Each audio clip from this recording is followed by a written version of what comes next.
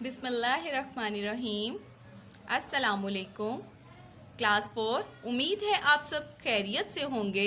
عزیز طالب علموں، آج ہم لوگوں نے جس سبق کی ریڈنگ کرنی ہے اس کا نام ہے ہمدردی۔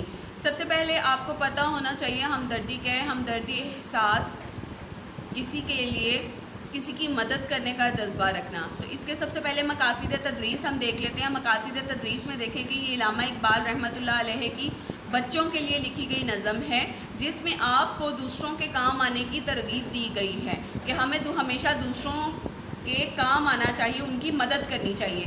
سب سے پہلے ہم اس کے دیے گئے مشکل الفاظ کے معنی دہرا لیتے ہیں تاکہ آپ کو سبق کو سمجھنے میں آسانی ہو۔ سب سے پہلا لفظ ہے آشیاں۔ آشیاں کا مطلب ہوتا ہے گھونسلہ یا گھر۔ آہوزاری رونا دھونا، اداس غمگین یا بیزار، تنہا اکیلا، دیا چراغ، شجر درخت، مشعل چراغ یا روشنی۔ آئیے اسٹوڈنٹس اب ہم نیچے نظم کو پڑھتے ہیں اور دیکھتے ہیں کہ اس میں شاعر علامہ اقبال رحمۃ اللہ کیا کہتے ہیں اور بچوں کو کس قسم کا سبق دے رہے ہیں۔ ٹہنی پہ کسی شجر کی تنہا، بلبل تھا کوئی اداس بیٹھا۔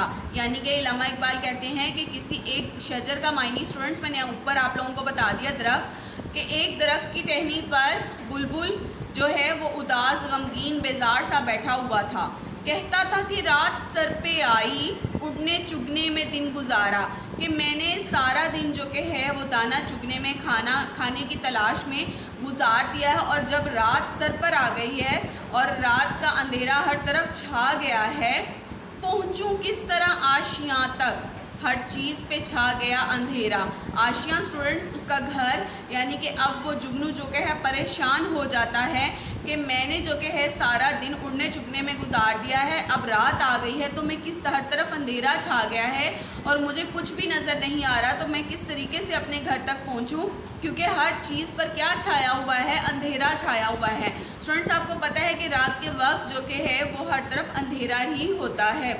سن کے بلبل کی آہوزاری، جگنو کوئی پاس سے ہی بولا، یعنی کہ جو یہ باتیں جو کہ ہے وہ رونا دھونا جو بلبل کر رہا تھا، بلبل کی یہ آہوزاری۔ اسٹوڈنٹس آہوزاری کا اوپر معنی میں نے آپ کو بتایا تھا رونا دھونا، وہ رو رہا تھا، پریشان تھا، تو جیسے ہی وہ یہ باتیں اپنے آپ سے کر رہا تھا تو ایک جگنو پاس سے ہی بولا، یعنی کہ اس کے پاس سے گزرا اور اس کی یہ تمام باتیں سن کر بولا، حاضر ہوں مدد کو جانو دل سے، کیڑا ہوں اگرچہ میں ذرا سا۔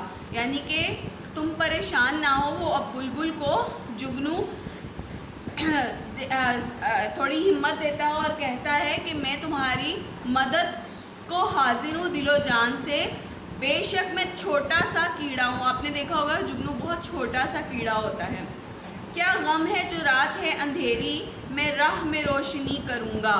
وہ کہتا ہے کہ اے بلبل تم غمگین نہ ہو، تم بالکل بھی پریشان نہ ہو، اگر رات کے وقت اندھیرا ہے اور یہ ساری رات اندھیر نگری ہے تو میں راہ کہتے ہیں راستہ، تو میں جہاں جہاں تم جانا چاہتے ہو میں راستے میں روشنی کروں گا، تو تم اپنی منزل تک یعنی کہ اپنے گھر تک بآسانی پہنچ جاؤ گے۔